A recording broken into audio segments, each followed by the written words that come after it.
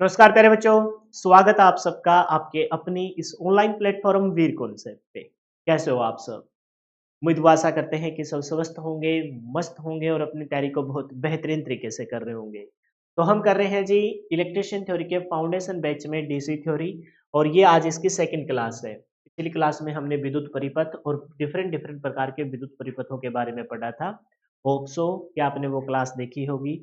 जो बच्चा यूट्यूब पे मेरे को देख रहा है, ये कुछ एक चैप्टर मैं बिल्कुल फ्री ऑफ कॉस्ट करा रहा हूँ, लेकिन आपको हमारे कंप्लीट बैच के लिए ऐप पे जाना पड़ेगा। इस वीडियो के डिस्क्रिप्शन में लिंक दे रखा है और उस पे इलेक्ट्रीशियन थ्योरी के फाउंडेशन बैच को मात्र 499 रुपए में इनरोल करना पड़ेगा और इस बैच को लेने के बाद मैं आपको श्योरिटी दिलाता हूँ कि आपका थ्योरी का सिंगल क्वेश्चन भी गलत नहीं होगा।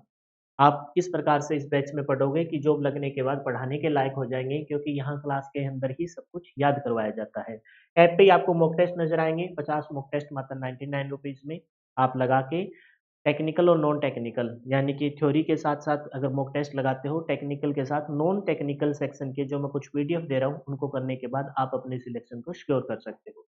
तो पिछली क्लास का क्विक रिवीजन लेते हैं, क्योंकि क्लास की स्टार्टिंग में मेरी तरफ से रिवीजन और क्लास के एंड में आपकी तरफ से रिवीजन। वीक में एक ऐसा दिन जिस दिन आपने कंप्लीट सिलेबस को रिवाइज करना है और मॉक टेस्ट आपको हर दिन का एक जरूर लगाना है, यही सिलेक्शन का मूल मंत्र है। तो स्टार्ट करते हैं अपनी क्लास को सरस्वती माता का नाम लेके। जय सरस्वती माँ। हमने पढ़ा था विद्युत परिपथ। विद्युत परिपथ को अगर सिंपल से शब्दों में कन्वर्ट करें तो हम कहेंगे कि कोई भी स्रोत होगा, सेल, बैटरी, जनरेटर, अल्टरनेटर, उसके एक संयोजक बिंदु, क्योंकि विद्युत धारा हमेशा प्लस से निकलती है, पॉजिटिव टर्मिनल से निकलने के बाद अलग अलग अवयवों से, अवयव मतलब एलिमेंट कंपोनेंट्स, जैसे आपकी सुरक्षा युक्ति है, जैसे आपके नियंत्रक युक्ति है, कोई लोड भार हो गया और इन सबको जोड़ने के लिए तार, इन सब से गुजरने के बाद उसी स्रोत के दूसरे संयोजक बिंदु पर पहुंच जाए और कोई विद्युतीय कार्य संपन्न हो। विद्युतीय कार्य संपन्न जैसे बल्ब लगा रखा है तो बल्ब ऑन हो जाए, अगर फैन है तो फैन ऑन हो जाए, एसी है तो एसी ऑन हो जाए। तो कोई भी विद्युतीय कार्य संपन्न हो तो ऐसे परिपथ को विद्युत परिपथ कहते हैं। क्या कहते हैं जी? विद्युत परिपथ कहते हैं। ये बहुत ही सिंपल सी डेफिनेशन में हमने कन्वर्ट कर दिया। फिर हमने कहा कि सप्लाई स्रोत के तौर पर हम सेल, बैटरी, जनरेटर और अल्टरनेटर का प्रयोग करते हैं जो लगातार विद्युत ऊर्जा प्रदान करने में सक्षम है। तो हमने देखा सेल है, उसमें 2 ही अवयव होते हैं, 2 ही एलिमेंट बता सकते हैं कि भई एक पॉजिटिव एक नेगेटिव। मोर देन 2 हो तो वो आपका बैटरी बन जाता है। फिर हमने देखा सुरक्षा युक्ति, जब अति भार या फिर आपके शॉर्ट सर्किट की कंडीशन आती है जिसमें आप लोड को बायपास कर देते हो, भार को साइड में कर देते हो, तो उस कंडीशन में अपने विद्युत परिपथ को सुरक्षा के लिए, अपने एलिमेंट को बचाने के लिए, अपनी उपभोक्ता युक्ति को बचाने के लिए हम सुरक्षा के तौर पर सुरक्षा युक्ति का प्रयोग करते हैं, जिसमें फ्यूज़ और एमसीबी है। फ्यूज़ और एमसीबी है। उसके बाद हमने देखा कि भाई नियंत्रक युक्ति के तौर पर, कंट्रोलिंग डिवाइस के तौर पर हम बटन या स्विच का प्रयोग करते हैं, ऑन ऑफ से हम इसको कंट्रोल कर सकते हैं। इन सभी एलिमेंट्स को जोड़ने के लिए और धारा का सुचारू रूप से प्रवाह करवाने के लिए हम चालक तार का, कंडक्टिंग वायर का प्रयोग करते हैं। और उपभोक्ता युक्ति जो विद्युत धारा को उपभोग करती है उसे हम भोक्ता युक्ति कहते हैं। उसमें कोई पंखा, बल्ब, फ्रिज, है ना? या फिर कोई कूलर हो गया, वॉशिंग मशीन हो गई, तो इनका प्रयोग किया जा सकता है। उसके बाद हमने अलग-अलग प्रकार के विद्युत परिपथों के बारे में पढ़ा। सबसे पहला था जी बंद परिपथ यानी कि क्लोज़ सर्किट। क्लोज़ सर्किट में कोई आनाकानी नहीं, कोई हेन-तेन नहीं, सिंपल सी बात, जिसमें विद्युतीय कार्य संपन्न हो। विद्युतीय कार्य संपन्न हो उसमें एक बात है कि प्रतिरोध और धारा लोड पर निर्भर करती है। कैसे करती है वो आपको आगे चल के पता लगेगा। लेकिन विद्युतीय कार्य संपन्न हो इसका मतलब प्रतिरोध अगर ज़्यादा होगा तो धारा का मान कम होगा और प्रतिरोध का मान अगर कम है तो धारा का प्रवाह ज़्यादा होगा। खुला परिपथ ऐसा परिपथ होता है जिसमें कोई भी विद्युतीय कार्य संपन्न नहीं होता। प्रतिरोध अनंत हो जाता है और धारा का प्रवाह न्यूनतम यानी कि आइडियल कंडीशन में 0 हो जाता है। लघु परिपथ शॉर्ट सर्किट, शॉर्ट सर्किट में हम लोड को बाईपास कर देते हैं और जब लोड को बाईपास करेंगे तो धारा को उपभोग करने वाला ही कोई नहीं है, तो धारा का प्रवाह अनंत होगा और प्रतिरोध का मान 0 हो जाएगा।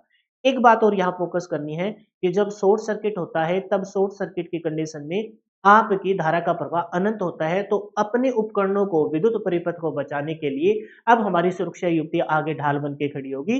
फ्यूज और एमसीबी है ना, वो सर्किट को ब्रेक कर देंगे, सर्किट को तोड़ देंगे।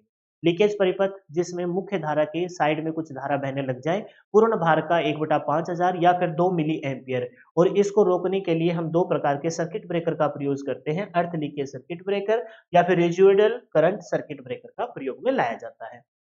यहाँ तक मैं आपको बहुत डिटेल से एक-एक चीज़ बता चुका हूँ। अब इस क्लास में हम आगे की तरफ बढ़ते हैं और अब हम देखेंगे कि जो परिपथ में हमने डिफरेंट डिफरेंट प्रकार के अव्यय लगाए हैं, उन अवयवों के बारे में क्या कुछ खास है। इसमें से ऑलमोस्ट आपको 75% अवयव के बारे में मैं ऑलरेडी बता चुका हूँ, लेकिन डेफिनेशन के तौर पर नहीं बताया। जैसे आपके निष्क्रिय अव्यय हैं, निष्क्रिय अव्यय कौन-कौन से हैं? निष्क्रिय अव्यय वो अव्यय हैं जो ऊर्जा प्रदान करने में सक्षम ना हो। भाई ऊर्जा प्रदान करने तो छोड़िए, ये तो कोई ना कोई नुकसान करते होंगे, विरोध करते होंगे। तो निष्क्रिय अवयव की लिस्ट आपको बहुत अच्छे से पता है, रजिस्टर, इंडक्टर, कैपेसिटर। ये फाउंडेशन बैच वाले बच्चों को मैं तीनों चैप्टर बहुत डिटेल से शिद्दत से करा चुका हूँ। एक्टिव एलिमेंट के बारे में हमें पढ़ना है, तो एक्टिव एलिमेंट ये ऊर्जा प्रदान करने में सक्षम नहीं है, तो ये ऊर्जा प्रदान करने में सक्षम होंगे।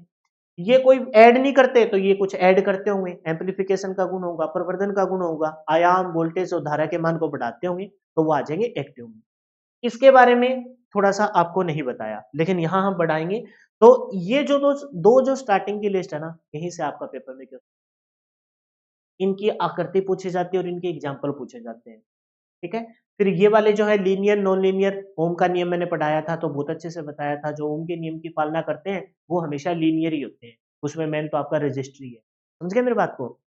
और जो ओम के नियम की पालना नहीं करते, उनका ग्राफ हमेशा अरेखीय ही होता है, क्योंकि उनमें कुछ एम्प्लीफिकेशन का गुण होता है, प्रवर्धन का गुण होता है। अच्छा, एक पक्षीय और द्विपक्षीय, इसके बारे में तुमको पता होगा। रजिस्टर, इंडक्टर, कैपेसिटर है, इनमें से धारा किसी साइड से प्रवाह करवाइए तो कोई फर्क नहीं पड़ेगा। लेकिन कुछ विशेष प्रकार की आकृतियां होती है जिसमें डायोड होता है, तो डायोड में फॉरवर्ड बायस में अच्छे से काम करता है, रिवर्स बायस में डायोड ओपन सर्किट की तरह व्यवहार करता है, यानी कि धारा के मान की दिशा डिपेंड करती है कि किस साइड से आ रही है। तो वो एक पक्षीय और द्विपक्षीय हो जाएगा।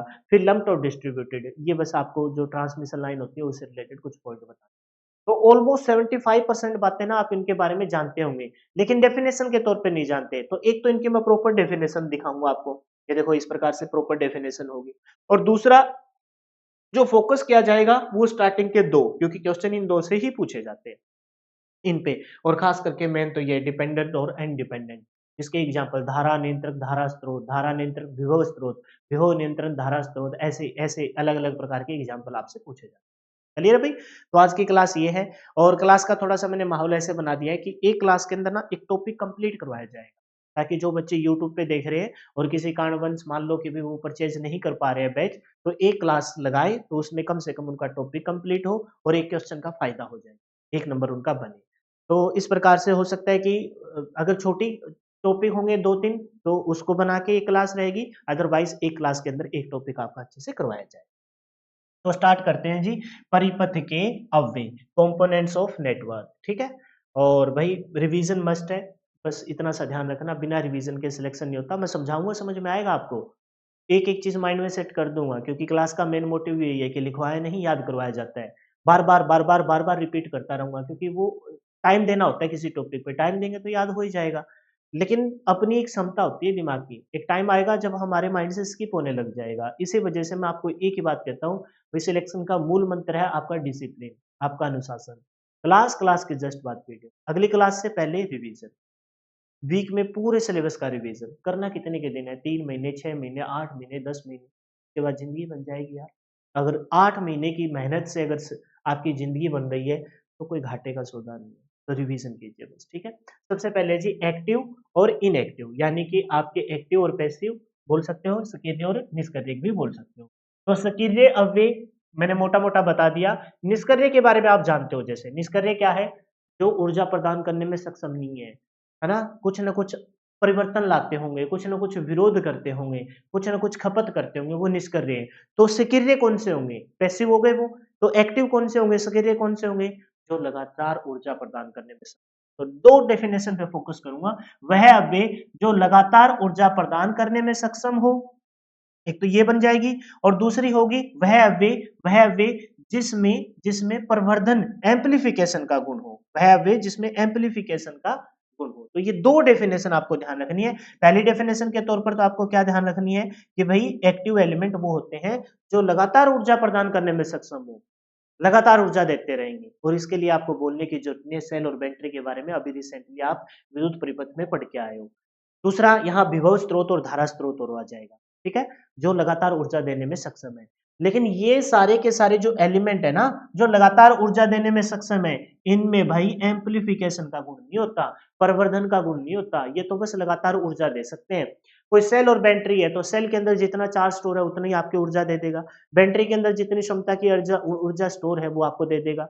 विभव स्रोत है लगातार वोल्टेज देता है, धारा स्रोत लगातार धारा देता है, लेकिन ये किसी भी प्रकार का एम्पलीफायर नहीं रखता, यानी कि आयाम को नहीं बढ़ाते। आयाम को बढ़ाने का मतलब समझते हो क्या तुम?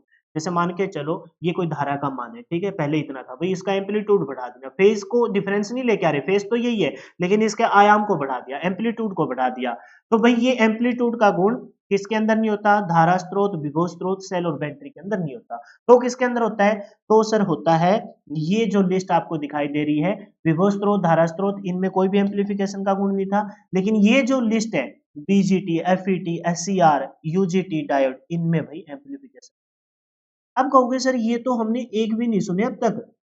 आप जिस प्रकार का सिलेबस करवा रहे हो, जितना आपने पढ़ाया, आप तो कहते थे कि हर एक टॉपिक दूसरे टॉपिक से लिंक करके चलता है, लेकिन ये तो हमें एक भी नहीं पढ़ा। ये अपनी अब तक सही बात है, क्योंकि ये जितने आपको यहाँ दिखाई दे रहे हैं, वो सारे के सारे किस सेक्शन में पढ़ाए जाएंगे? वो सारे के सारे आपको इलेक्ट्रॉनिक्स इलेक्ट्रॉनिक्स वाले सेक्शन में पढ़ाए जाएंगे। तो बस तुम्हें ये ध्यान रखना कि जिनमें एम्पलीफिकेशन प्रवर्धन का गुण होता है, वो कहाँ की एक लिस्ट है? वो इलेक्ट्रॉनिक्स वाले खंड की एक लिस्ट, जिसमें आपने सुना होगा डायोड। इसका पूरा स्ट्रक्चर पढ़ाऊंगा मैं, 3 क्लास में डायोड कराऊंगा। UGT unipolar junction transistor, SCR silicon control rectifier, FET field effect transistor, BJT bipolar junction transistor, ये सारे के सारे जिनमें एम्पलीफिकेशन प्रवर्धन जो आपके विद्युत धारा का मान बढ़ाते होंगे, वोल्टेज का बढ़ाते हो, एम्पलीट्यूड को बढ़ाते होंगे, ये सारे के सारे वो है जो इलेक्ट्रॉनिक्स के अंदर पढ़ाए जाते हैं। लेकिन ये यहाँ क्यों बता रहा हूँ? क्योंकि भाई ये जो लिस्ट है ना, ये इनके अंदर जो गुण है, वो गुण आपका किसके अंदर काउंट होता है? सक्रिय के अंदर काउंट होता है, एक्टिव एलिमेंट के अंदर काउंट होता है। क्योंकि एक्टिव एलिमेंट की हमने डेफिनेशन पढ़ी कि जिसमें लगातार ऊर्जा प्रदान करने का गुण हो, तो लगातार ऊर्जा प्रदान करने में तो विभव स्रोत, धारा स्रोत, सेल और बैटरी है। और दूसरी एक डेफिनेशन ये है कि एक्टिव एलिमेंट वो होते हैं जिनमें एम्पलीफिकेशन प्रवर्धन का गुण हो, तो उसके लिए ये इलेक्ट्रॉनिक्स वाली लिस्ट है, जिसमें बीजेटी, एफईटी, एससीआर, यूजीटी और डायोड। ठीक है, अभी तुम परेशान मत होना कि ये क्या है। अब तुमको पता होगा कि सेल और बैटरी के बारे में मैंने बताया कि दो ही संयोजक बिंदु होते हैं, एक प्लस और एक माइनस होता है। ठीक है, एक प्लस और एक माइनस होता है। बैटरी के अंदर मोर देन टू होते हैं। बैटरी के अंदर क्या होता है भाई? मोर देन टू होते हैं, है ना? एक प्लस हो गया, एक माइनस हो गया, एक प्लस हो गया, एक माइनस हो गया। ये सेल और बैटरी के बारे में तो तुम इतना जानते हो, लेकिन ये विभव स्रोत और धारा स्रोत के बारे में तो नहीं जानते। एक डेफिनेशन के तौर पर तो ये बता दिया मैंने कि विभव स्रोत वो होगा जो लगातार वोल्टेज देता होगा, धारा स्रोत वो होगा जो लगातार धारा देता होगा। इतने से बात नहीं है।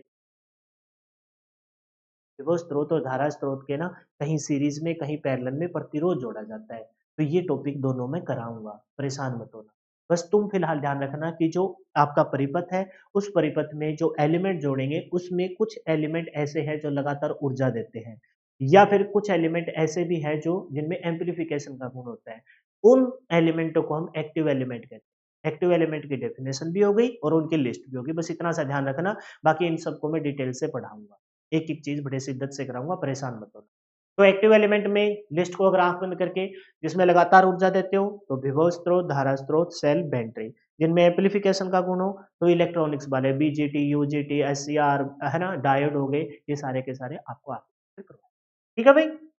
नेक्स्ट है जी पैसिव। आप बताइए एक्टिव एलिमेंट पे इतना जोर दिया, पैसिव एलिमेंट में बिल्कुल भी जोर देने की जरूरत नहीं है, क्योंकि इस लिस्ट के बारे में तीनों के तीनों एलिमेंट को बहुत डिटेल से मैं आपके सिलेबस में करवा चुका हूँ।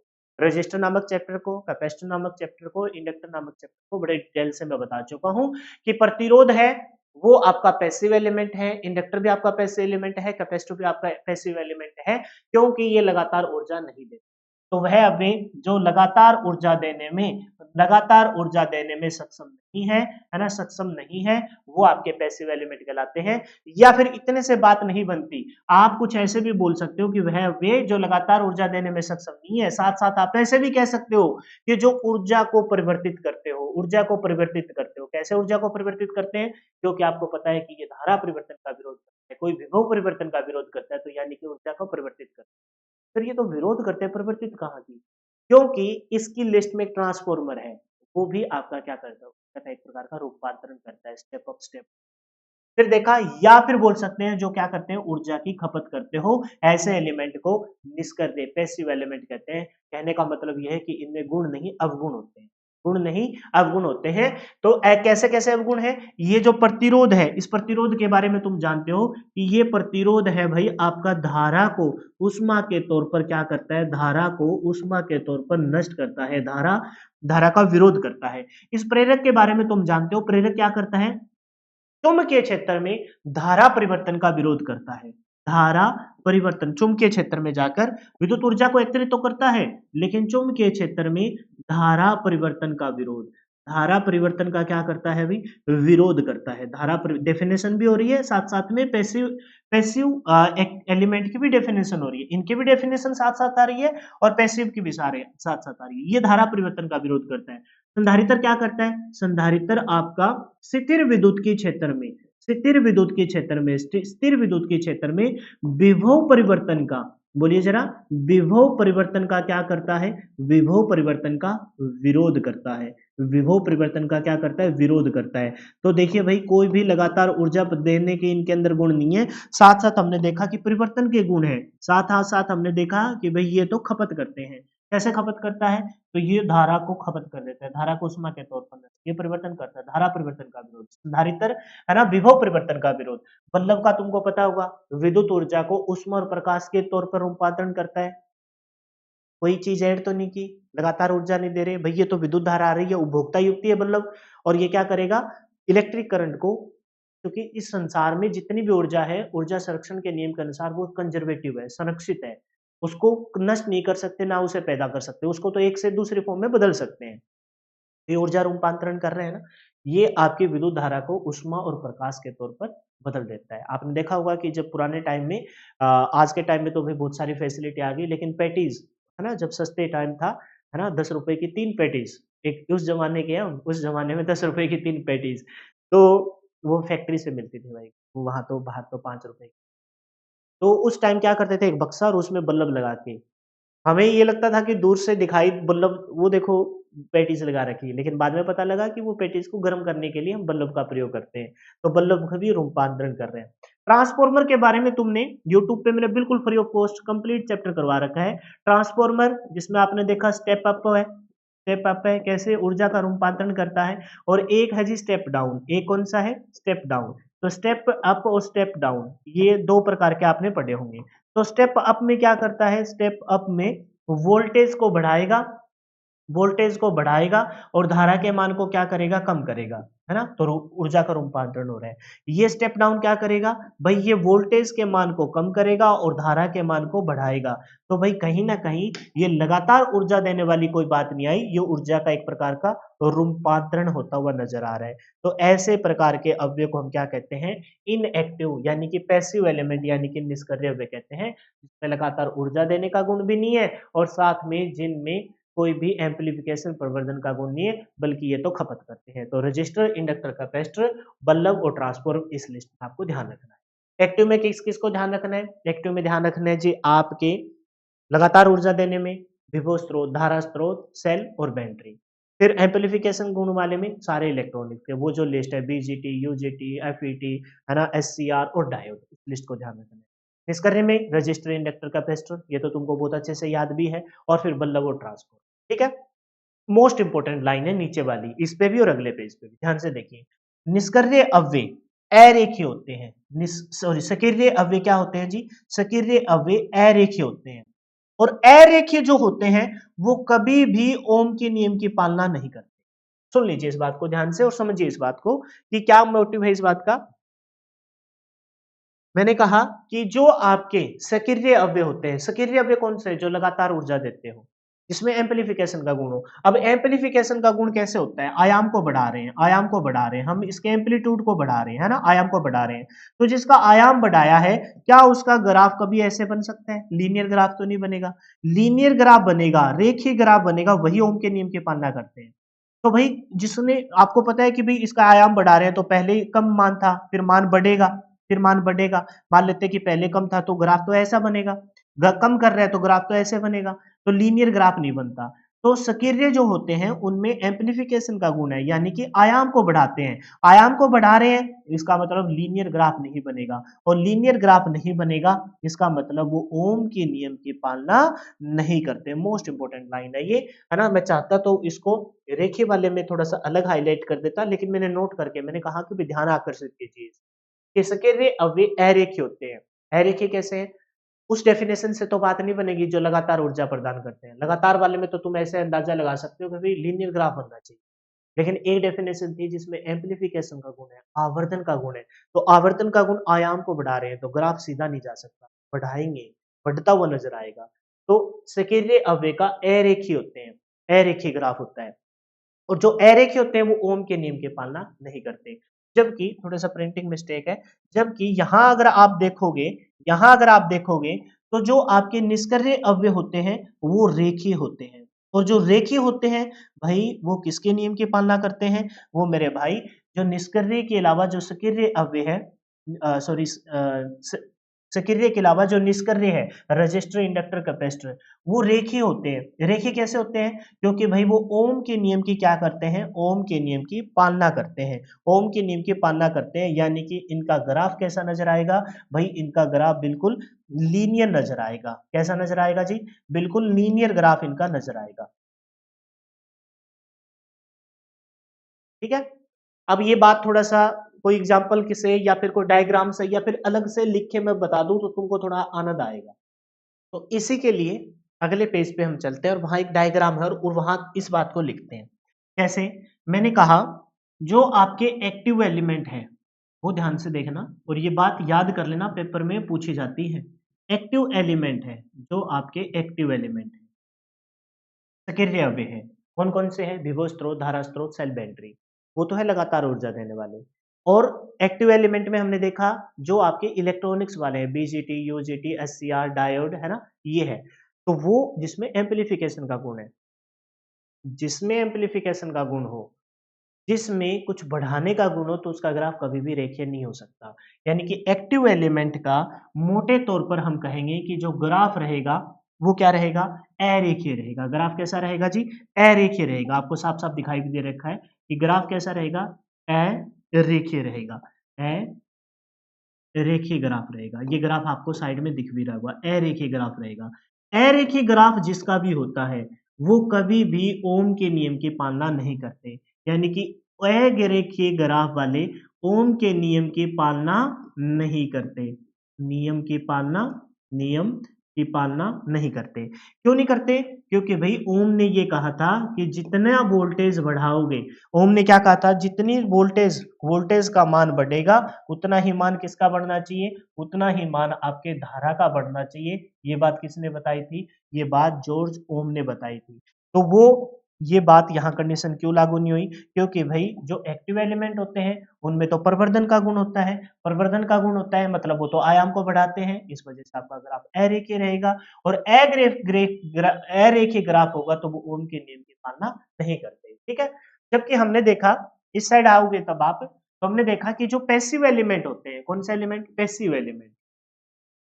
थोड़ा सा मैं लिख रहा हूं ताकि आपको ये याद भी हो जाए, और ये बात यहाँ इस पेज से जब आप रिवीजन करो तो आपको ये ध्यान आए। जो पैसिव एलिमेंट होते हैं, पैसिव एलिमेंट होते हैं, पैसिव या बोलिए एलिमेंट है, या फिर पैसिव के साथ आप इन्हें इनएक्टिव या फिर इनको निष्क्रिय अवयव भी बोल सकते हो। तो पैसिव एलिमेंट होते हैं, उनका ग्राफ कैसा होता है? रेखीय होता है। उनका ग्राफ कैसा होता है मेरे भाई? उनका ग्राफ रेखीय होता है। आपको यहाँ साइड में दिख रहा होगा, रेखीय ग्राफ होता है। अच्छा, जिनका ग्राफ रेखीय होता है वो हमेशा किसके नियम की? ओम के नियम की, ओम के नियम की, ओम के नियम की क्या करते हैं? ओम के नियम की पालना करते हैं। जिनका ग्राफ रेखीय बन गया वो हमेशा ओम के नियम की क्या करेंगे? पालना करेंगे। वो ओम के नियम की क्या करते हैं जी? पालना करते हैं। तो ये बात, ये जो मैंने यहाँ लिखी है वो मोस्ट इंपोर्टेंट बात है और पेपर्स में रिपीट होने वाली बात है, हल्के में मत लेना। ठीक है, इसे हल्के में मत लेना क्योंकि ये बात पेपर में पूछी जाती है। एक मिनट रुक जाओ, वहाँ ब्लैक से लिखा है तो रिवीजन करने में आपको दिक्कत ना आए। नियम की क्या करते हैं अभी? ओम के नियम की पालना करते हैं। ठीक है, ये ध्यान रखना। क्लियर है ये बात? अच्छा, फिर एक नीचे और देखिए, अब ये पता लगा तुमको जो एक्टिव एलिमेंट है और पैसिव एलिमेंट है, उनकी डेफिनेशन भी क्लियर हो गई, उनके एग्जाम्पल भी क्लियर हो गई। अच्छा लिखना चाहो तो एक्टिव एलिमेंट में हमने देखा कौन कौन से हैं, विभव स्रोत, धारा स्रोत, सेल, बैटरी और इलेक्ट्रॉनिक्स वाले। पैसिव एलिमेंट में हमने देखा मेनली तो register, inductor, capacitor, bulb, transformer. मैं ये यहाँ लिस्ट में बना के लिख भी दूंगा, बाद में लिख दूंगा, ठीक है, क्योंकि अब टाइम नहीं खराब करेंगे। एक चीज और देखिए, जो कुछ चीज को बढ़ाते होंगे, है ना, जो कोई चीज को बढ़ाते होंगे तो नॉर्मल सी बात है भाई, उनको स्टार्ट करने में, उन जो पैसिव है भाई उनको ऊर्जा बनानी थोड़ी ना है, उनको तो कुछ ना कुछ खत्म करना है, उनको तो नष्ट करना है। तो पैसिव एलिमेंट को भाई कुछ भी चीज की जरूरत नहीं होती, उनको तो ऊर्जा को खपत करना है। लेकिन एक्टिव एलिमेंट है उनको कुछ तुमको ऐड करके देना होगा, तो ऐड करके देना है तो इसका मतलब कुछ इन्वेस्ट तुमको करना पड़ेगा।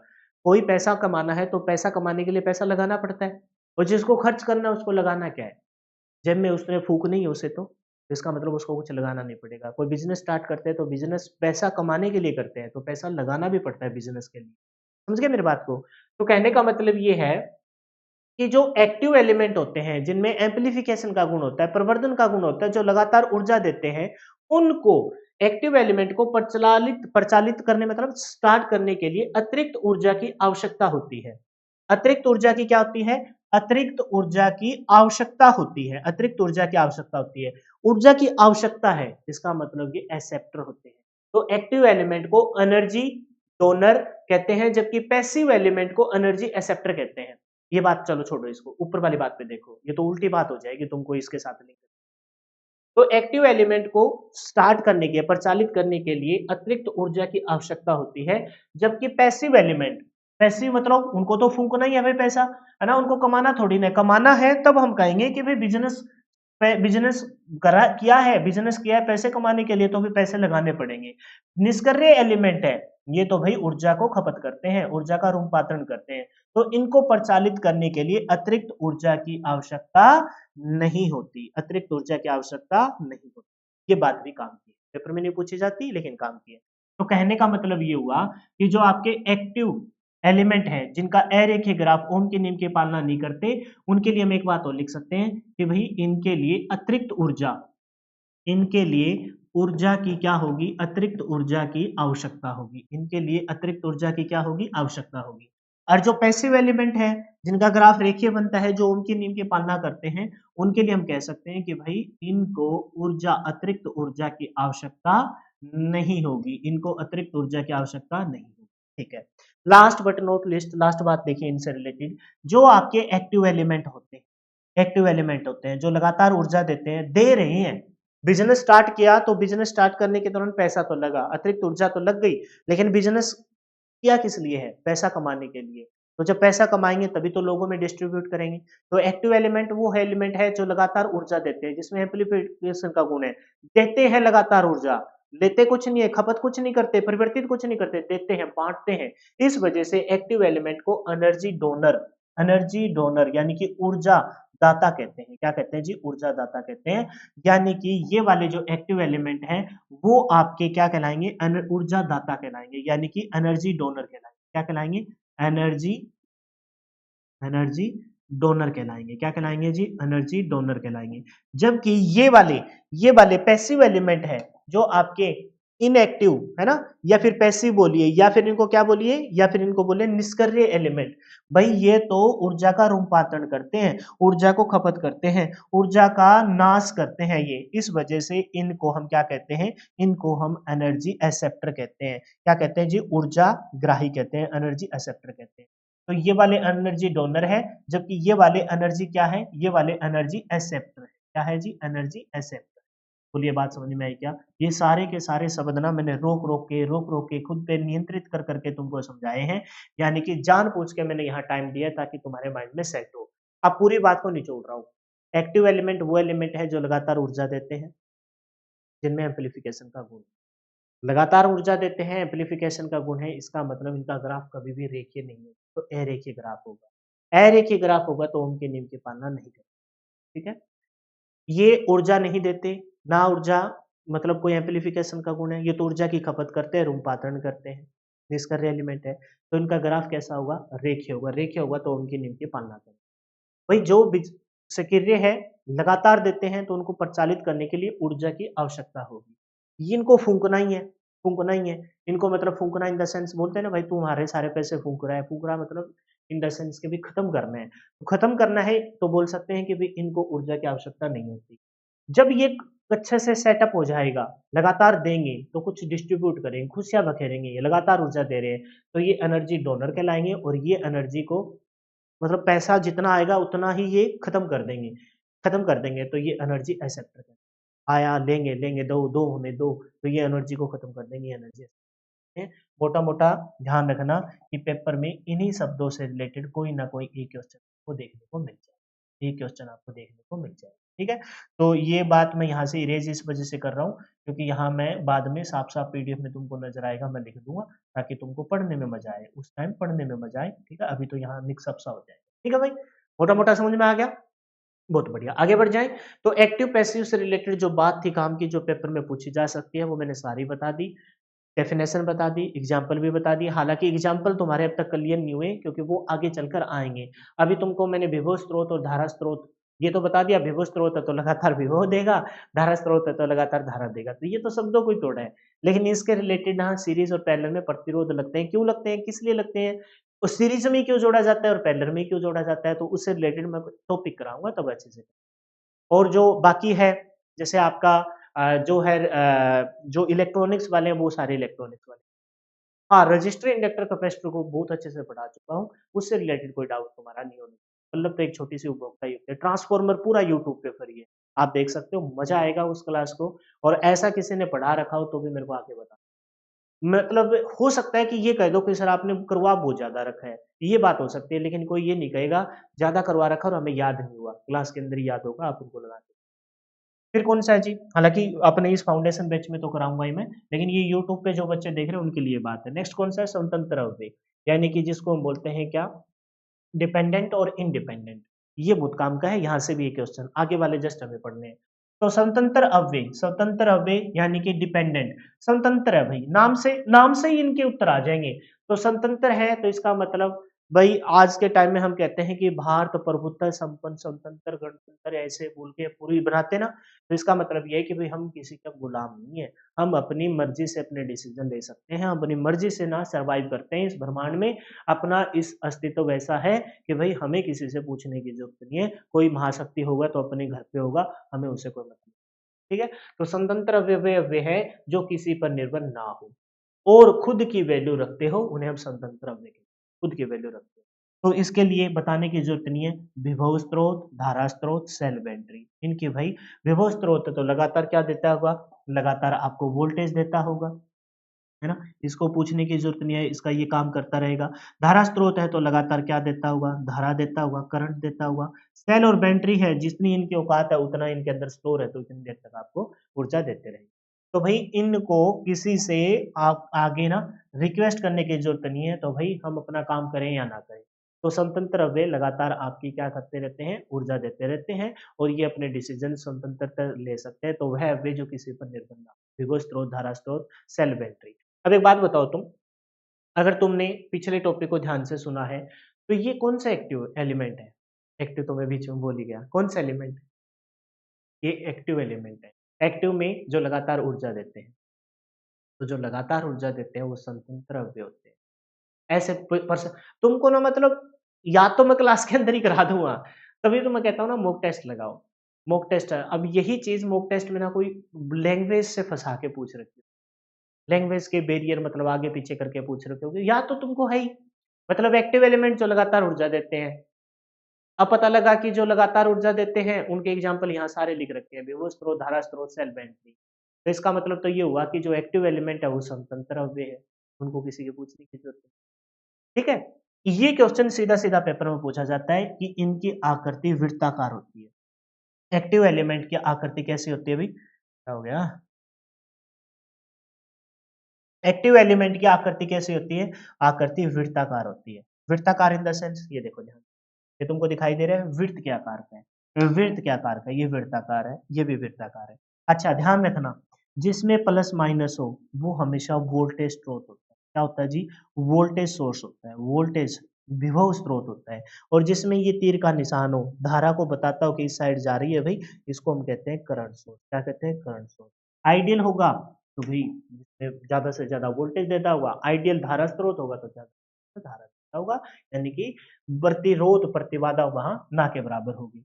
तो ध्यान रखेंगे जो एक्टिव एलिमेंट थे उन सब की लिस्ट यहाँ यूज कर रखी है, वही सारे के सारे आपके समतंत्र अवयव बन जाएंगे, क्योंकि समतंत्र अवयव किसी पर निर्भर नहीं होते और खुद की वैल्यू रखते हैं, खुद के डिसीजन ले सकते हैं। तो ऐसे एलिमेंट को हम क्या कहते हैं? ऐसे एलिमेंट को हम एक्टिव एलिमेंट कहते हैं। क्या कहते हैं जी? एक्टिव एलिमेंट कहते हैं। तो उसके अंदर हमने देख लिया लिस्ट। इनकी आकृति कैसी होती है? वृत्ताकार आकृति होती है। कैसी आकृति होती है जी? वृत्ताकार आकृति होती है। और एक बात ध्यान रखना कि जो, बस अभी याद कर लेना क्योंकि थोड़ी देर बड़े काम की बात है, प्लस माइनस हो, हाइलाइट कर देता हूं, प्लस और माइनस हो भाई, प्लस और माइनस हो, ये प्लस और ये माइनस, प्लस माइनस हो तो वो वोल्टेज स्रोत है।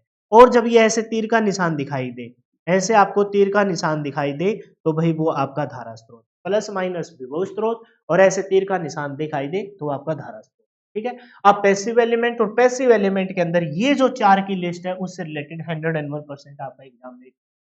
दूसरा है जी डिपेंडेंट, आश्रित। आश्रित है ये, आसरा मिल रहा है इसको। तो वह वे जिसके गुण परिपथ के अन्य शाखा या, अब आश्रित का मतलब ये नहीं है कि भाई जैसे मैं, बच्चे जो होते हैं एक टाइम तक जब कमाने ना लगे तो अपने माँ बाप पे आश्रित होते हैं। आश्रित का मतलब ये नहीं है कि यहाँ हम भरण पोषण की बात कर रहे हैं। आश्रित का मतलब ये है कि हम यहाँ दूसरों के डिसीजन पर निर्भर है। समझे इस बात को? जैसे कोई एक नेगेटिव एग्जांपल लेते हैं, भाई किसी के माँ-बाप बचपन में एक्सपायर हो गए, ठीक है? Negative example. तो भाई अब वो किस पे आश्रित है? भाई कोई परिवार में ताऊ-ताई है, चाचा-चाची हैं, तो उन पे आश्रित है। 1 मिनट रुको ना, सामने वाली के नीचे ऊर्जा की बचत ही ऊर्जा का उत्पादन है। तो किस पे आश्रित है? तो आश्रित है वो अपने ताऊ-चाचा पर। ज़रूरी नहीं कि सिर्फ आश्रित का मतलब एक भरण-पोषण से हो, खाने-पीने से ही हो। भाई अब वो अपने उनको अपने चाचा-चाची, ताऊ-ताई या किसी और रिलेटिव के साथ रहते हो, उनके अनुसार अपने डिसीजन को कन्वर्ट करना होता है। तो ये आश्रित का मतलब इससे है कि वह वे जिनके गुण परिपथ में कोई अन्य जो एलिमेंट है, उसके अकॉर्डिंग डिसाइड हो। तो वह वे जिसके गुण परिपथ में, परिपथ की, है ना? जिसके गुण परिपथ की अन्य शाखा या अव्यय पर निर्भर करते हो। अन्य शाखा, शाखा मतलब समझते हो ना, ब्रांच पर, या अन्य अव्यय पर निर्भर करते हो। कहने का मतलब ये है कि खुद से डिसीजन नहीं ले सकते, उनको हम आश्रित कहते हैं। मोस्ट इंपॉर्टेंट इसमें ध्यान रखना, धारा नियंत्रित धारा स्रोत, धारा नियंत्रित धारा स्रोत। अभी मैं तुमको बताऊंगा और याद भी करा दूंगा क्लास के अंदर, परेशान मत होना। विभव नियंत्रण धारा स्रोत, विभव नियंत्रण धारा स्रोत। तीसरे नंबर पर कौन सा है जी? विभव नियंत्रित विभव स्रोत, विभव नियंत्रित विभव स्रोत, और धारा नियंत्रित धारा स्रोत। अब मेरी बात सुनना, ये तुमको कुछ नहीं समझ में आया होगा, यहाँ पर आ जाओ पहले। इनकी आकृति डायमंड या समचतुर्भुजाकार होती है। ये क्वेश्चन याद करो पहले। ये एग्जाम्पल तो तुमको याद ही हो गई, स्वतंत्र है तो अपने डिसीजन खुद से ले सकते हैं, इन द सेंस तो ये किसी पर निर्भर नहीं है, लगातार ऊर्जा देते हुए। विभव स्रोत, धारा स्रोत, सेल और बैटरी, इनकी आकृति वृत्ताकार होती है। यहाँ तक तुम्हारी कहानी क्लियर ही। यहाँ पर मैंने जोर देके तुमको कहा था कि जो वोल्टेज सोर्स होते हैं, विभव स्रोत होते हैं, उनमें प्लस माइनस होता है। बैटरी, सेल आप याद रख सकते हो। जो धारा स्रोत होते हैं उसमें धारा धारा तीर ऐसे दिखाते हैं ना, भी धारा इस साइड जा रही है तो तीर के निशान से हम धारा स्रोत को इंडिकेट करते हैं। अब यहाँ आ जाओ, ये वाला याद कर लो पहले। जो आपके आश्रित होते हैं, डिपेंडेंट होते हैं, उनकी आकृति समचतुर्भुजाकार। समचतुर्भुजाकार 4 भुजा होती है, सम मायने समान, चतुर्भुजा मायने 4। तो ये भुजा सम, और इसी शेप को हम क्या बोलते हैं? डायमंड शेप बोलते हैं। तो इनकी आकृति क्या होती है? समचतुर्भुजाकार या डायमंड शेप की होती है। अब इन इन चारों को छोड़ दो तुम। अब मेरे को ये बताओ ये कैसा स्रोत है? तीर के निशान से पता लग रहा है कि ये धारा स्रोत। कैसा स्रोत है जी? ये धारा स्रोत। बस ये तुम ध्यान रखो एक, बाकी अगले पेज पे मैं तुमको याद ही करा दूंगा। ये धारा स्रोत है। प्लस माइनस से पता चल रहा है कि भाई ये विभव स्रोत। कैसा स्रोत है? विभव स्रोत। विभव स्रोत है। क्या तुमको ये दो बात समझ में आ गई? अच्छा, इनकी आकृति से पता लग रहा है डायमंड या समचतुर्भुजाकार है। इनकी आकृति से पता चल रहा है कि भाई ये आश्रित प्रकार के। ये कैसे प्रकार के हैं? आकृति से पता चल रहा है कि भाई ये आश्रित प्रकार, आश्रित अव्यय। बताओ, आकृति से क्या पता लगा? आकृति से पता लगा सर कि ये आश्रित अव्यय है।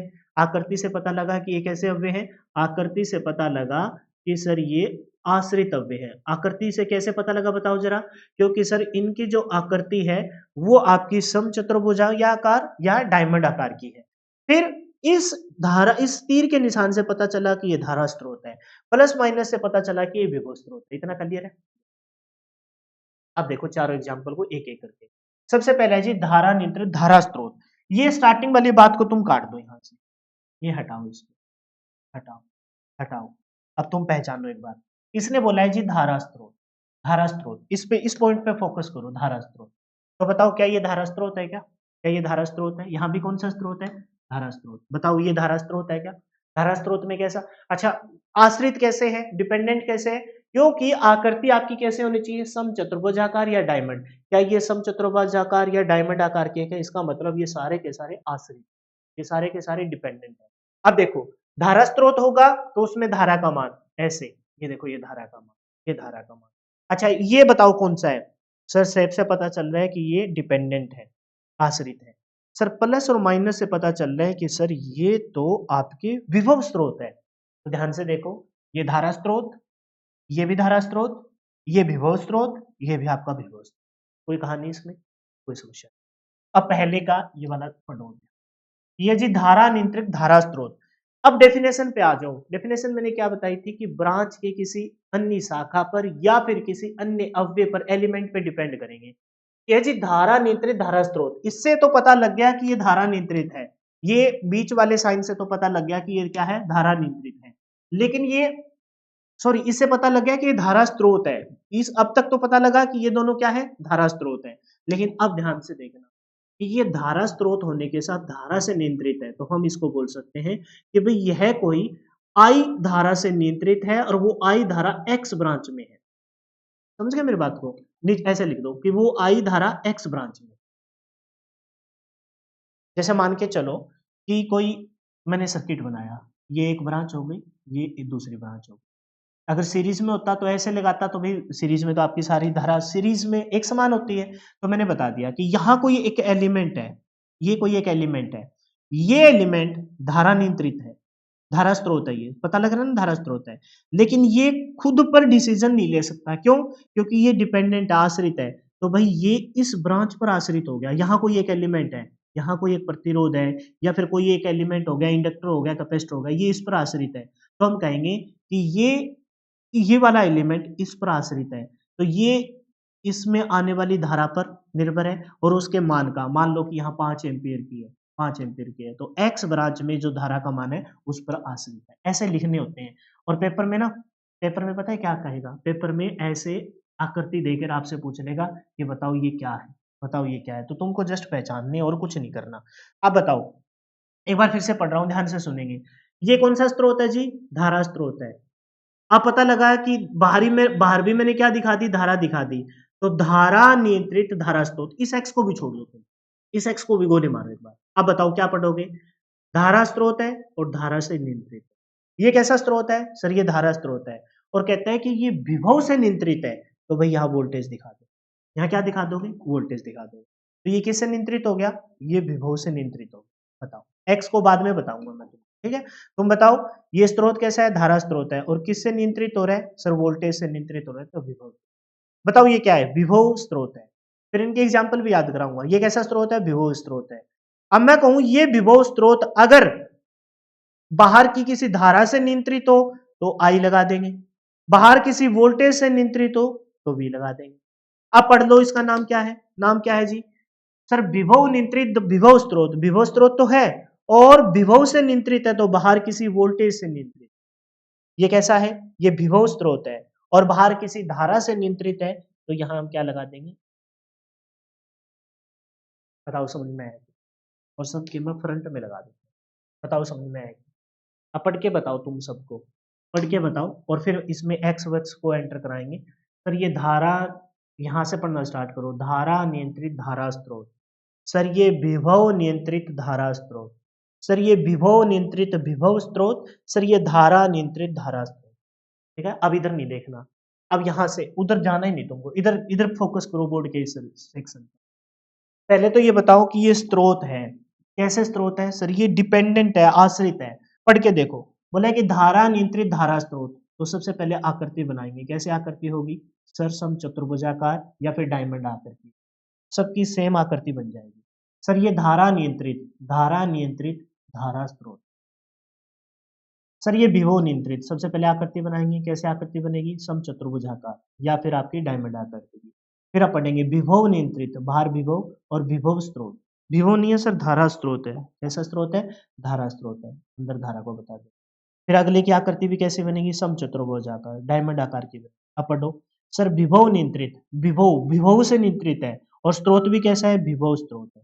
ठीक है, अगले का देखो, धारा नियंत्रित विभव स्रोत। स्रोत सर किसी पे डिपेंड है तो सम चतुर्भुजाकार या डायमंड आकार की होगी। सर धारा नियंत्रित, धारा से नियंत्रित है और स्रोत कैसा है? सर विभव स्रोत, विभव स्रोत है। बताओ पहले तो तुम ये आकृति देके आपसे पूछ लिया जाएगा कि बताओ कैसा स्रोत है, तो मैं देखते ही पहचान दोगे धारा स्रोत है। पर पूरा पढ़ेंगे, धारा नियंत्रित धारा स्रोत, विभव नियंत्रित धारा स्रोत, विभव नियंत्रित विभव स्रोत, धारा नियंत्रित विभव स्रोत। क्लियर है? अब एग्जाम्पल, तुमको एग्जाम्पल में पता है क्या करने हैं? तुमको अगर तुम ऐसे देखोगे ना, बीजीटी, एफईटी और ऑपरेशनल एम्पलीफायर, तुम भाई भूलो ही भूलोगे, पक्का ही भूल जाओगे। तो कैसे कोई लिंक बनाए कि इनसे ही? भाई इनका ये ऑर्डर याद रखना, तो ऑर्डर याद रखना। पहला कौन सा है? धारा और वोल्टेज में तुम इलेक्ट्रिकल प्रेमी हो तो तुम किसको ज्यादा इंपॉर्टेंस देते होगे? वोल्टेज, हालांकि वोल्टेज ही सब कुछ है, लेकिन तुम हमेशा क्या करते हो? धारा धारा धारा धारा। तो धारा वाला शब्द को पकड़ लो। तो धारा नियंत्रित धारा स्रोत, ये धारा स्रोत आएंगे स्टार्टिंग में, फिर विभव स्रोत आएंगे। तो धारा नियंत्रित धारा स्रोत, फिर विभव नियंत्रित धारा स्रोत, बस ये दो ही शब्द ध्यान रखना। सबसे पहले बीजीटी और फिर एफईटी, ये दो शब्द ही पकड़ लेना। चौथा तो है ही नहीं, एग्जाम्पल कोई होता ही नहीं इसका। फिर है विभव नियंत्रित धारा नियंत्रित धारा स्रोत, धारा धारा आया सब, धारा ही नियंत्रित धारा ही स्रोत। फिर दूसरा है धारा स्रोत है लेकिन विभव, विभव नियंत्रित धारा स्रोत, बीजीटी एफईटी। देखो अभी दिखा, मैंने क्या कहा? सबसे पहले धारा को पकड़ना, धारा नियंत्रित। अच्छा धारा स्रोत है, हमें पता है कि भी धारा स्रोत है। स्टार्टिंग में स्रोत कैसे है? धारा स्रोत है, धारा स्रोत है। यहाँ भी क्या है? धारा स्रोत। ठीक है, लिंक बना के याद करोगे, पेपर में नहीं भूलोगे, रट्टा मार के जाओगे तो पक्का भूल जाओगे। तो धारा स्रोत है। फिर दूसरे कौन से हैं? विभव स्रोत है। स्टार्टिंग में दोनों धारा स्रोत है और बाद में दोनों के दोनों कौन से हैं? विभव स्रोत है। कौन से स्रोत है जी? विभव स्रोत है, विभव स्रोत है ना? अच्छा फिर देखा हमने कि धारा नियंत्रित धारा स्रोत, यानी कि स्टार्टिंग में सब धारा धारा आया, धारा नियंत्रित धारा स्रोत ये बना। फिर धारा के साथ धारा स्रोत दो ही बनने थे। धारा तो आ चुकी है, अब कौन बचा? विभव, विभव नियंत्रित, विभव नियंत्रित धारा स्रोत। ठीक है, तो मैंने कहा कि इन दोनों की एग्जांपल याद रखिए। FET, field effect transistor. सबसे पहले किसको याद रखेंगे? एफईटी। और मैंने भी उल्टा बता दिया। सबसे पहले किसको देखेंगे? BJT, bipolar junction. B, B वाला नाम पहले आता है तो B, bipolar junction transistor, BJT. फिर ध्यान रखेंगे एफईटी, बस एफईटी। हालांकि मैं कोई ट्रिक भी बना दूंगा, लेकिन तुम बस ये ध्यान रखना, स्टार्टिंग में दोनों धारा स्रोत थे, तो सबसे पहले धारा नियंत्रित धारा स्रोत, फिर विभव नियंत्रित धारा स्रोत, तो बीजेटी और फिर एफईटी। ठीक है, तीसरे वाले का एग्जाम्पल जो भी हो, क्योंकि विभव आपने देखा कि ये विभव स्रोत है, फिर दोनों विभव स्रोत, तो यहाँ विभव शब्द को ही पकड़ना है, विभव नियंत्रित विभव स्रोत, फिर धारा नियंत्रित विभव स्रोत। इसका कोई एग्जाम्पल होता ही नहीं। इसका एग्जाम्पल है ऑपरेशनल एम्पलीफायर। क्या नाम है? Operational amplifier. अब कहोगे तुम सर ये होते क्या हैं? तो मैंने तो ये पहले ही बता दिया कि भाई इनको इलेक्ट्रॉनिक्स वाले सेक्शन में देंगे। फिलहाल तुम ध्यान रखना कि धारा नियंत्रित धारा स्रोत का जो एग्जांपल है वो क्या है जी? बीजेटी, बाइपोलर जंक्शन ट्रांजिस्टर, है ना? फुल फॉर्म भी यहाँ नहीं लिख रहा। विभव नियंत्रित विभव स्रोत का एग्जाम्पल क्या है? FET, field effect transistor. और विभव नियंत्रित विभव स्रोत का एग्जाम्पल क्या है? ऑपरेशनल।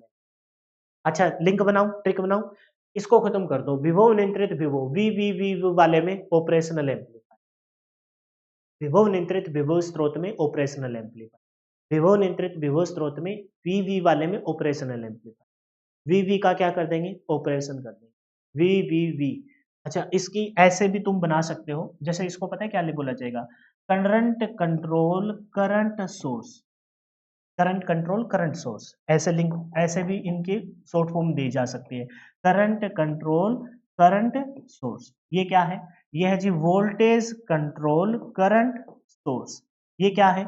ये है sir voltage control voltage source. तो वोल्टेज कंट्रोल वो वीवी वाले में ऑपरेशनल एम्पलीफायर, और ये वाला क्या है लास्ट वाला?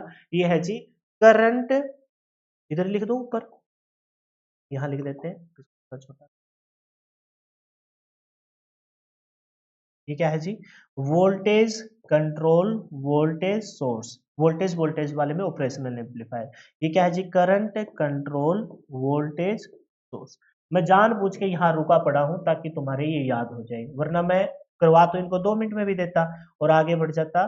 टाइम क्यों दिया जा रहा है? रुका क्यों हूं मैं यहाँ अब तक? ताकि आपको ये याद हो जाए। तो विभव नियंत्रित, विभव वाले को खत्म कर दो, विभव विभव ऑपरेशन एम्पलीफायर। धारा धारा बीजी, धारा धारा धारा नियंत्रित धारा स्रोत। बच गया कौन? विभव नियंत्रित धारा स्रोत, उसके आ जाएगा एफईटी। अब बात बनी कि ये अब तुमको शो करने हो ना, तो कह देंगे कि धारा नियंत्रित, कोई एक्स ब्रांच की धारा है उससे नियंत्रित हो रहा है, कोई एक्स ब्रांच में वोल्टेज है उससे नियंत्रित हो रहा है, कोई एक्स ब्रांच में विभव है उससे नियंत्रित हो रहा है, कोई एक्स ब्रांच में धारा है उससे नियंत्रित है। ये एक्स तो बेफालतू की धारा स्रोत, विभव स्रोत, धारा नियंत्रित धारा स्रोत, विभव नियंत्रित धारा स्रोत, विभव नियंत्रित विभव स्रोत, धारा नियंत्रित विभव स्रोत। फिर देखा विभव विभव वाले में ऑपरेशनल, धारा धारा वाले में बीजीटी, और जो बचा है बीच में विभव नियंत्रित धारा स्रोत उसमें एफईटी। तो बताइए डिपेंडेंट और इंडिपेंडेंट दोनों अच्छे से खत्म हुए कि नहीं हुए? बताइए जरा। अब जो पेपर में पूछे जाने वाले थे वो बहुत अच्छे से मैंने करा दिए। अब भाई सिर्फ और सिर्फ आगे पढ़ना और कुछ भी नहीं। तो अब नेक्स्ट कौन सा है? नेक्स्ट कौन सा है जी? नेक्स्ट है जी रेखीय अवयव। बता चुका हूँ ऑलरेडी, बताने की कोई खास जरूरत नहीं है। रेखीय अवयवों और अव्यय होंगे, रेखीय और अरेखीय। रेखीय अवयव वो होंगे जो ओम के नियम की पालना करेंगे, और अरेखीय अवयव वो होंगे जो ओम के नियम की पालना नहीं करते। तो रेखीय अवयव के लिए क्या बोलेंगे कि रेखीय अवयव वे अवयव है जो ओम के नियम की पालना करते हैं तथा और धारा और वोल्टेज के मध्य रेखीय संबंध को दर्शाते हैं, वो रेखीय अवयव कहलाते हैं। ज्यादा कोई जोर देने की जरूरत नहीं है। यानी कि ये वोल्टेज है, ये धारा है, यानी कि तो चाहो तो आप ये धारा और वो, ये वी आई ग्राफ है उसको आई वी ग्राफ भी बना सकते हो। इनका जो स्लोप होता है, चाहे आप यहाँ बनाइए, है ना, स्लोप का समझते हो ना, ढाल, तो चाहे आप यहाँ बनाइए, है ना, आप यहाँ बनाइए ग्राफ, चाहे आप स्लोप यहाँ बनाइए, चाहे आप स्लोप यहाँ बनाइए, स्लोप आपको सेम बनेगा। यानी कि इनकी जो स्लोप होती है, ढाल जो होती है, इनकी ढाल होती है वो क्या होती है? इनकी ढाल नियत होती है। लीनियर में इनकी ढाल क्या होती है जी? नियत होती है, मतलब एक समान इनकी ढाल होती है। बस ये ध्यान, ठीक है। उदाहरण आपको पता है कि प्रतिरोध, प्रेरक और संधारित्र, रजिस्टर, इंडक्टर और कैपेसिटर। ध्यान रखेंगे एक परिवर्तित मान का प्रतिरोध होता है जिसकी स्लोप है ना नियत नहीं होती, तो उसको हम नॉन लीनियर में ले लेंगे। जस्ट पढ़ना है। तो वे जो ओम के नियम की पालना करते हैं वो रेखीय है। अच्छा, मैं आगे चलकर ओम के ओमिक अव्यय बताऊंगा। तो ओमिक अव्यय कौन से होंगे? जिनका ग्राफ रेखीय बनेगा। समझ गए?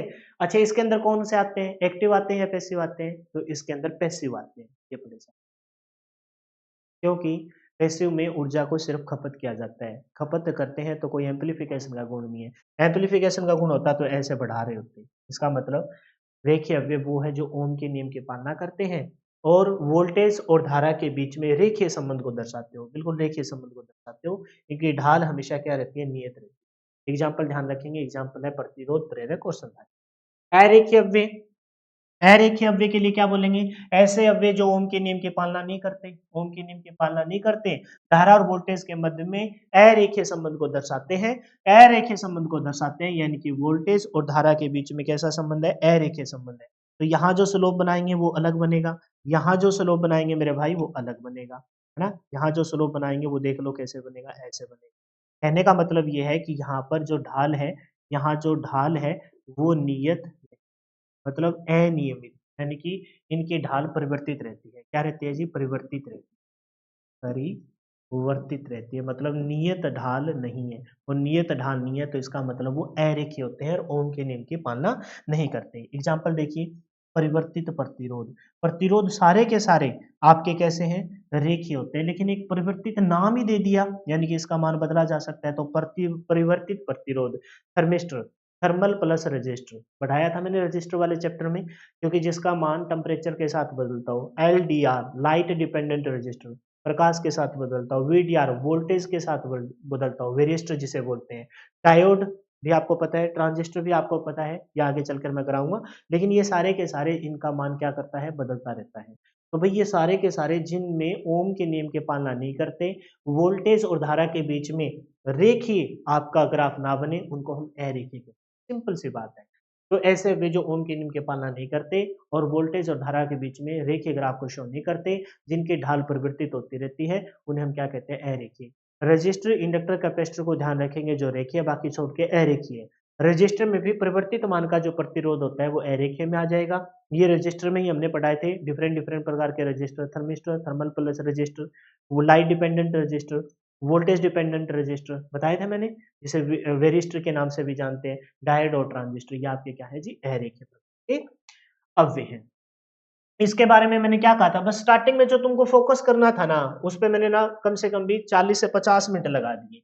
अब तो बस जस्ट मेरे को 5-7 मिनट में ये पूरे करने हैं, इनमें कोई दम ही नहीं है। एक दिवसीय अव्यय और द्विदिवसीय अव्यय, यानी कि आपके यूनिलेटरल, यूनिलेटरल को आप यूनिडायरेक्शनल भी बोलते हो, यूनिलेटरल बोलिए, यूनिडायरेक्शनल बोलिए, और हिंदी में एक दिवसीय अव्यय कहें, यानी कि जिनमें है ना एक दिशा से ही धारा का प्रवाह अच्छे से हो पाए। और बाई डायरेक्शनल, ये लिस्ट पे कोई तो बताने की जरूरत नहीं, ये लिस्ट पे कोई बाई डायरेक्शन में प्रतिरोध, प्रेरक, कैपेसिटर है ना, डायक और ट्रायक, इनमें बताने की जरूरत नहीं है, बहुत ही सिंपल से एग्जांपल हो गए। तो सबसे पहले इनको देख लेते हैं, एक दिवसीय अव्यय, वे अव्यय जिसमें दिशा परिवर्तन करने पर उस अव्यय के गुण को बदलाव आ जाए, बदल जाए, गुण में बदलाव आ जाए। ऐसी युक्ति जिसमें धारा का प्रवाह केवल एक ही दिशा में, धारा का प्रवाह सिर्फ एक ही दिशा में अच्छे से हो पाए, प्रवाह का प्रवाह एक ही दिशा में, एक ही दिशा में अच्छे से हो पाए, उन्हें एक दिवसीय कहते हैं। एग्जाम्पल क्या है जी, डायोड, डायोड से हम पढ़ेंगे है ना, डायोड से पढ़ेंगे। एलईडी लाइट डिपेंडेंट रजिस्टर है ना, LED, LDR light dependent diode, light dependent register, और एससीआर सिलिकॉन कंट्रोल रेक्टिफायर। आपका होगा सर इनके फुल फॉर्म नहीं लिखा रहे, अरे भाई सब आएंगे आगे चलकर, और इतनी बार तब तक इनको रिपीट कर देंगे, याद भी हो जाएंगे। अब देखिए ये जो डायोड है, आप बताइए धारा का प्रवाह हमेशा पॉजिटिव से किसकी तरफ होता है, पॉजिटिव से नेगेटिव की तरफ होता है। पॉजिटिव टर्मिनल को हमेशा हम किससे इंडिकेट करते हैं, पॉजिटिव टर्मिनल को हम हमेशा किससे इंडिकेट करते हैं, उच्च विभव से, उच्च विभव से। और नेगेटिव टर्मिनल को हम हमेशा किससे इंडिकेट करते हैं, निम्न विभव से। तो धारा का प्रवाह हमेशा उच्च विभव से निम्न विभव की तरफ होता है। अब हमें पता है कि ये पॉजिटिव टर्मिनल है, ये आपका नेगेटिव टर्मिनल, ठीक है, ये पॉजिटिव नहीं। वो दोबारा सुनिए, हमने क्या करना है, धारा का प्रवाह हमेशा एनोड से होता है, एनोड मतलब उच्च विभव को शो करता है। तुमको ये बात पता है क्या, धारा का प्रवाह हमेशा उच्च विभव से निम्न विभव।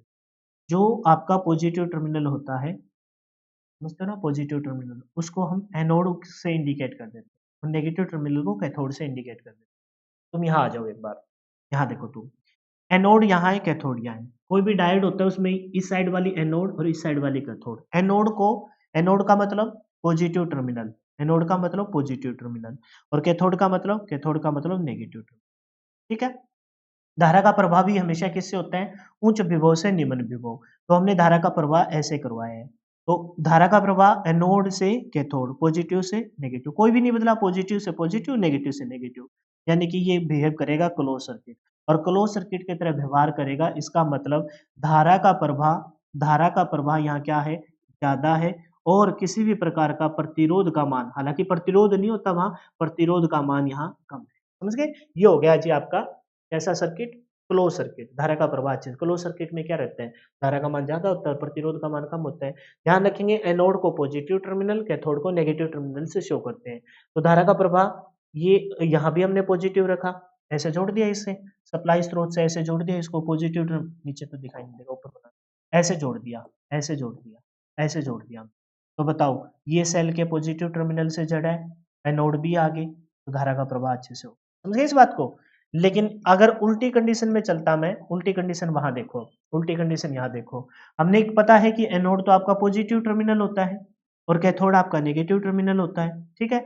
और हमने इस डायोड को ऐसे जोड़ दिया, ऐसे जोड़ दिया, इधर नेगेटिव टर्मिनल और फिर इधर पॉजिटिव टर्मिनल, उल्टा कर दिया। यानी कि जहां एनोड टर्मिनल था उसको इस सेल के, इस बैटरी के नेगेटिव टर्मिनल से जोड़ दिया। तो बताइए धारा का प्रवाह अच्छे से होगा क्या? नहीं होगा। ये पॉजिटिव और नेगेटिव धारा का तो अपोज ही करेंगे। इसका मतलब ये कैसे बिहेव करेगा? ये एक ओपन सर्किट की तरह व्यवहार करेगा। कैसे व्यवहार करेगा? ओपन सर्किट, ओपन सर्किट की तरह व्यवहार करेगा। कैसे व्यवहार करेगा भाई? ओपन सर्किट की तरह व्यवहार करेगा। समझ गए इस बात को?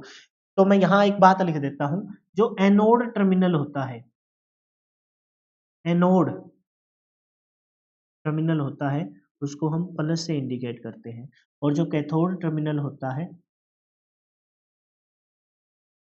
उसको हम माइनस से इंडिकेट करते हैं। ऐसे एनोड, है ना? सी से कैथोड, एनोड टर्मिनल को पॉजिटिव और इसको नेगेटिव। याद ऐसे कर सकते हो कि भाई एनोड प्लस का साइन किस पे होता है? प्लस का साइन होता है जी हॉस्पिटल वाले पे, होता है ना? तो एम्बुलेंस भी कैसे होती है? जब आती है तो भी एक आशा की किरण जगती है कि भाई अब तो कोई बचाने वाला आ गया। तो ए से एम्बुलेंस, एनोड प्लस का साइन, सी कैथोड नेगेटिव साइन यानी कि माइनस का साइन। तो धारा का प्रवाह हमेशा उच्च विभव से निम्न विभव, धारा के प्रवाह के लिए एनोड से कैथोड ऐसे भी बोला जा सकता है। तो हमने देखा यहाँ एनोड पॉजिटिव टर्मिनल, ये cathode negative terminal, positive positive match कर गया दोनों। इसका मतलब ये फॉरवर्ड बायस है, फॉरवर्ड बायस है। ये वाली कंडीशन कैसी है? ये वाली कंडीशन है जी फॉरवर्ड, फॉरवर्ड बायस की कंडीशन है। और फॉरवर्ड बायस में, है ना, ये आपका डायोड बहुत ही अच्छे से बिहेव करेगा, डायोड प्रॉपरली काम करेगा, अच्छे से काम करेगा। ठीक है, अभी ना इतना डिटेल से बताने लगे, हालांकि आगे चलकर ये सब आएंगे। ये कैसा है? ये रिवर्स्ड बायस हो गई।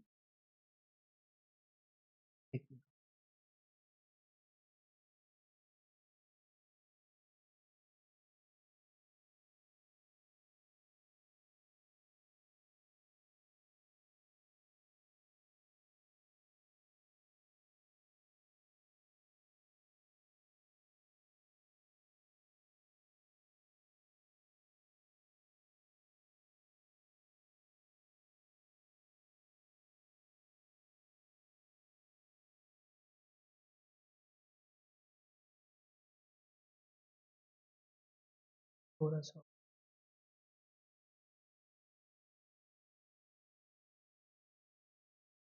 बस, ये बात है। ठीक है, तो मैंने क्या बताया, ये कैसा है? ये रिवर्स्ड बायस है। ये कैसा है? रिवर्स बायस है। और रिवर्स बायस में आपका डायोड अच्छे से वर्क नहीं करता, डायोड अच्छे से वर्क नहीं करता, क्योंकि ये ओपन सर्किट की तरह व्यवहार करते हैं। ये जिसके लिए मैंने इतनी मेहनत की ना, इसको हटा दें। ठीक है, इसको हटा। बताओ सर हम कैसे पहचानेंगे? तो हम देखेंगे anode positive, positive positive match कर गया तो फॉरवर्ड बायस, फॉरवर्ड बायस में डायोड अच्छे से काम करता है, धारा का प्रवाह ज्यादा होता है और प्रतिरोध का मान कम होता है। हमने देखा यहाँ, यहाँ हमने कंडीशन देखी कि भाई एनोड मतलब, सर एनोड मतलब पॉजिटिव टर्मिनल, और पॉजिटिव के साथ हमने देखा कौन सा टर्मिनल नजर आ रहा है? नेगेटिव। यहाँ नेगेटिव के साथ कैसा टर्मिनल आ रहा है? पॉजिटिव। यानी कि हम धारा का प्रवाह इस साइड से भेज रहे हैं, धारा को इस साइड से भेज रहे हैं। जब धारा को इस साइड से भेजेंगे तो ऐसे याद रखेंगे कि भाई ये तो इसे टकरा जाएगी। हमने धारा को इस साइड से भेजा, धारा का इस साइड से भेजा तो बहुत अच्छे से पास हो जाएगी। या फिर दूसरा देखेंगे, यहाँ पॉजिटिव यहाँ नेगेटिव, यहाँ नेगेटिव ये पॉजिटिव, यानी कि ये रिवर्स बायस है। कैसा बायस है? ये सर रिवर्स बायस हो गया। और रिवर्स बायस में, रिवर्स बायस में, रिवर्स बायस हो गया। रिवर्स बायस में धारा का मान कम प्रभावित होता है और प्रतिरोध का मान ज्यादा हो जाता है, यानी कि डायोड अच्छे से काम नहीं करता, ओपन सर्किट की तरह व्यवहार करता। ये फॉरवर्ड बायस में आपका अच्छे से काम करेगा। तो क्लियर हो गई ये बात? रेखीय अरेखीय क्लियर हुआ। और ये भी क्लियर हो गया कि एक दिवसीय, इसमें एक ही दिशा में अच्छे से काम करे। डायोड का example light dependent diode, light dependent resistor, silicon control rectifier और डायोड। डायोड वाले एग्जांपल से फॉरवर्ड बायस और रिवर्स बायस से मैंने आपको बता दिया। द्विदिवसीय में कोई टेंशन नहीं जुट लेने की, वह अव्यय जिसमें दिशा परिवर्तन करने पर उस अव्यय के गुण में कोई भी परिवर्तन, उस अव्यय के गुण में कोई भी परिवर्तन ना आए, तो ऐसे को क्या कहते हैं हम, है ना, ऐसी युक्ति को हम क्या कहते हैं? द्विदिशीय कहते हैं। ऐसी युक्ति जिसमें धारा के प्रवाह दोनों दिशा में हो, उसे हम द्विदिशीय युक्ति कहते हैं। एग्जाम्पल क्या है? प्रतिरोध, कैपेसिटर, इंडक्टर, डायक, है ना। आगे चलकर इनके सिंबल बड़े काम के हैं, मैं आपको कराऊंगा डायक और ट्रायक के, ठीक है, आगे चलकर आपको कराए जाएंगे। तो भाई एक दिवसीय में ध्यान रखेंगे जिसमें डायोड है, और द्विदिशीय में रजिस्टर, इंडक्टर, कैपेसिटर है, और इसके साथ डायक और ट्रायक। ठीक है भाई। नेक्स्ट कौन सा है जी, नेक्स्ट है जी लैम्प्ड और डिस्ट्रीब्यूटेड, लैम्प्ड और डिस्ट्रीब्यूटेड। जस्ट इनकी डेफिनेशन सुननी है और कुछ ज्यादा जोर नहीं देना अपने को दिमाग पे। तो लैम्प्ड आपके पैरामीटर वो पैरामीटर होंगे जो आपके, है ना, जो आपकी, ऐसे समझेंगे कि परिणाम की गणना करने के लिए ना आपको किसी एक पॉइंट पे जाकर कैलकुलेट कर लेना है। डिस्ट्रीब्यूटेड मतलब बांट देना, लंप्ड मतलब किसी एक पॉइंट पे आके। डिस्ट्रीब्यूटेड को पढ़े, पहले डिस्ट्रीब्यूटेड को पढ़े, वितरित पैरामीटर। ये कोई पेपर में पूछा नहीं जाता, लेकिन ये भाई अपने सिलेबस में दे रखे हैं तो मैं करा रहा हूँ। ऐसा पैरामीटर जिसके पूरे परिणाम को पूरी लाइन में वितरित कर कर कर दिया जाता है, उसे वितरित पैरामीटर कहते हैं। डिस्ट्रीब्यूट कर देना तो मतलब जहां आपको मान लो कि भाई धारा का मान कैलकुलेट करना है, वोल्टेज का करना है, तो पूरी लाइन में उसको डिस्ट्रीब्यूट कर रखा है। डिस्ट्रीब्यूटेड नाम से पता चल रहा है कि वितरित पैरामीटर है, तो ऐसे पैरामीटर जिसमें पूरे परिणाम को पूरी लाइन में वितरित कर दिया जाए तो उसे वितरित पैरामीटर कहते हैं।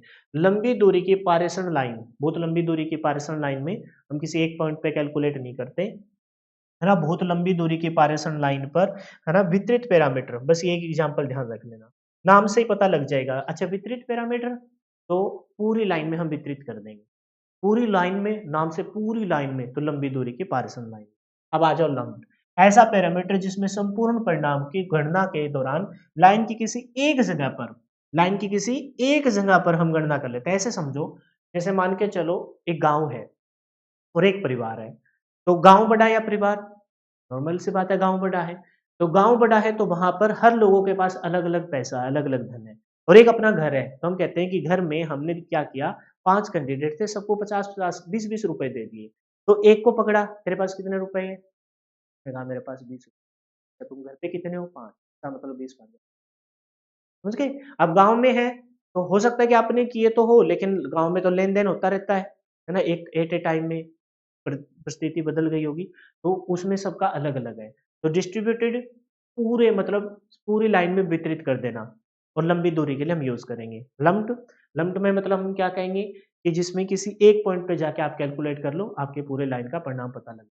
तो ऐसा पैरामीटर जिसके संपूर्ण परिणाम की गणना के दौरान लाइन की किसी एक जगह पर मान लिया जाता है और उसे लंप्ड पैरामीटर कहते हैं। यह पैरामीटर नाम, बस नाम, ये एग्जांपल ध्यान रख लेना, लघु एवं मध्यम पारेषण लाइन हेतु प्रयोग में लाया जाता है।